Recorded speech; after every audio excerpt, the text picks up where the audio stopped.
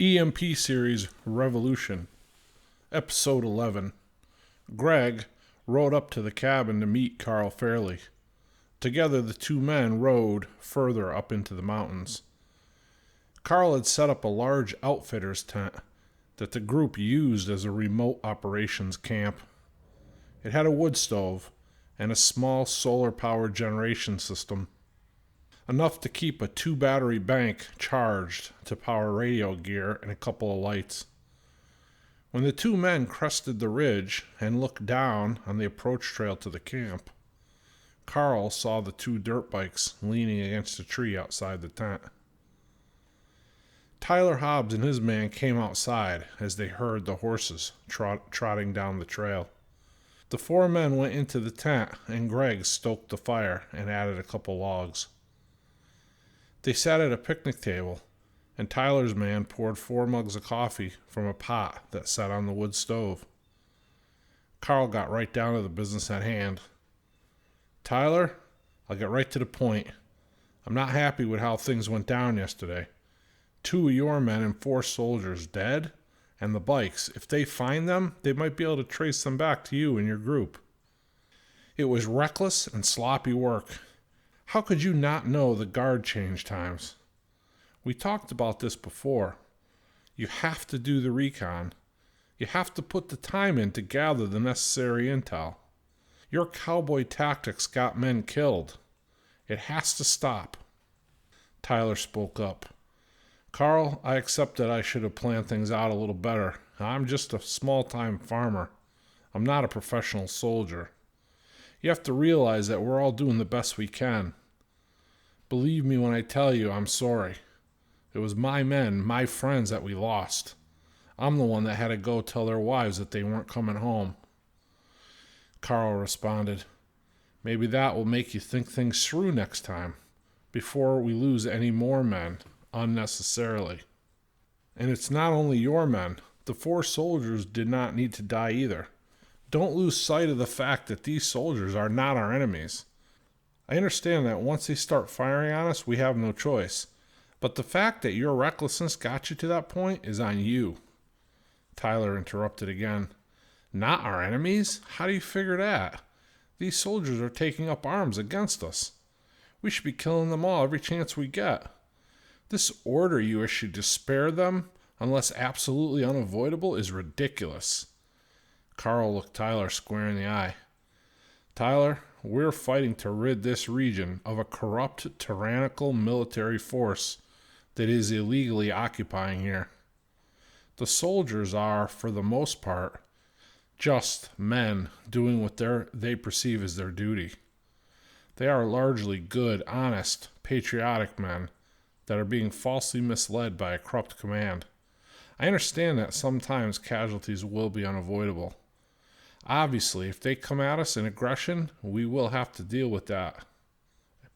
I cannot stress enough that we will continue to avoid it at all costs. Those men signed up to serve their country. They left homes and loved ones to serve. They do it out of a sense of loyalty and obligation to their country. They are being misled. They are not being told the truth about their leadership's true agenda. We are already seeing cases where they are realizing what's going on and laying down their arms and refusing to fight. Some are even joining us. We will give them every opportunity to do the right thing.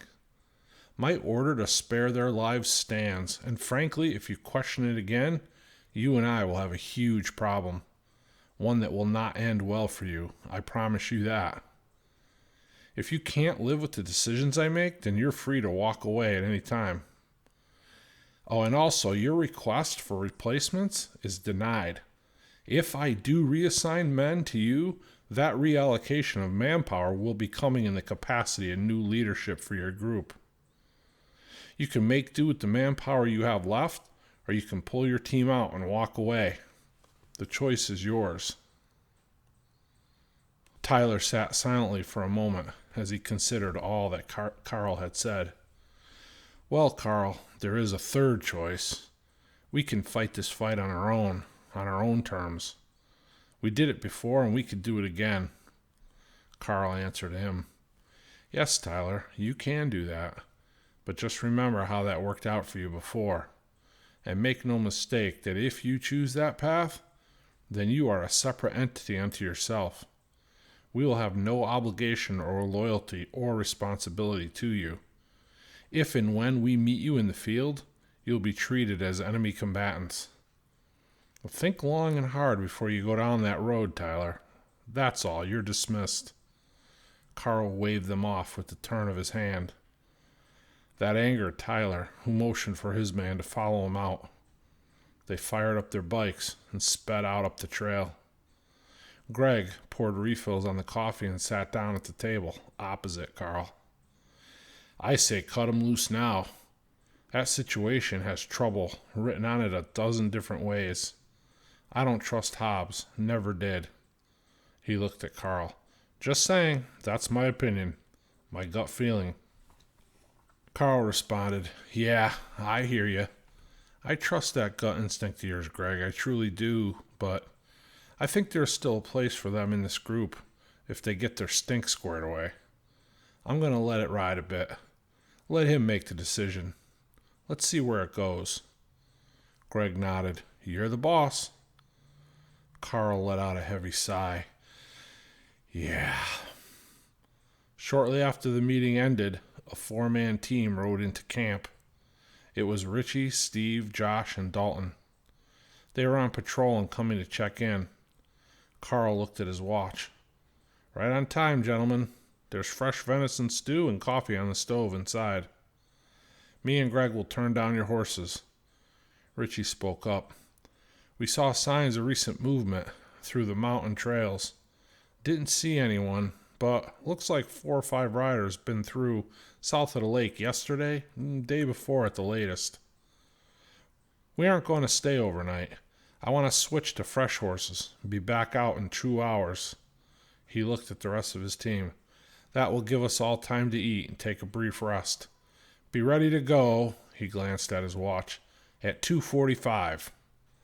The men nodded and went inside. Carl said, Go ahead in and relax. Greg and I will switch out the horses. Richie nodded and followed his men in. As the men entered the cabin, Carl heard it, a loud engine roar, muffled out somewhat by a whooshing sound. He looked up just in time to see it. It was flying low and fast. It was a modern helicopter, almost military-looking, but polished and painted too nicely to be military. Then, just as quickly as it appeared, it was gone. Carl was concerned. He knew that the government had made progress in repairing some of the damage that the EMP had caused, but a helicopter like this would have been impressive in these parts even before the EMP attack. He had seen the governor tour the region a few weeks back. Even he was still using an old early 60s Lincoln Continental. The top military brass were still using surplus-era Jeeps. No, whoever had this bird was someone very special. And not a good kind of special, Carl was betting. On the 3rd floor of the old warehouse where the trading post was located, Ted Holmes sat alone at the table, previously used by the Board of Governors. He walked to the window when he heard the helicopter approaching. As it landed on the roof, 2 armed men jumped off and immediately stood, one at each side of the door. 2 more disembarked and ran over to the doorway that led down from the roof to inside the building. They rushed down and into the corridor below. A few short moments later, the radio in the helicopter crackled to life. Pterodactyl, be advised, building is secure. The response came. Roger that, principal's on the move. A very well-dressed man in his late 50s stepped off the helicopter, flanked by 2 more armed men. They rushed him over to the stairwell and down into the building. They walked down the hallway, stopping at the open door where the first team was standing, flanking the door. The 2 men with the well-dressed man took positions at the doorway at the end of the hall that led down into the lower floors. The well-dressed man entered the room, and the congressman stood up to greet him. The man gave Holmes his hat and coat. which Holmes promptly hung on a rack behind the door. The guard in the hallway reached in and pulled the door shut. "Good afternoon, sir," said Ted Holmes. "Can I get you anything? Coffee or a cold beverage, perhaps?" The man just waved him off with a turn of his hand and sat down at the table. 40 minutes later, the door opened, as Holmes was handing the man back his hat and coat. The guards rushed to his side and stood in the hall.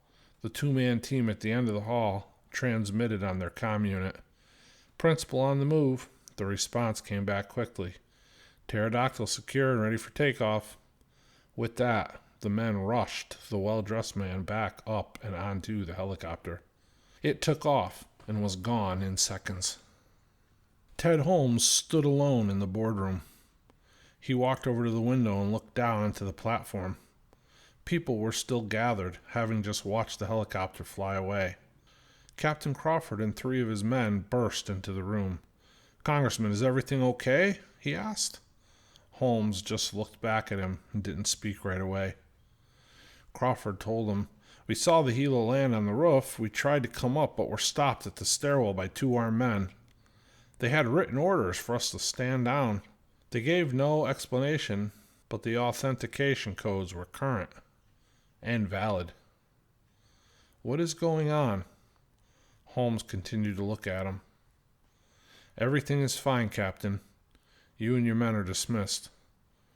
Crawford wasn't willing to accept that. He wanted answers.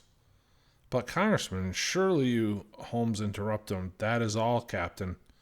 Do not speak about anything you saw here today.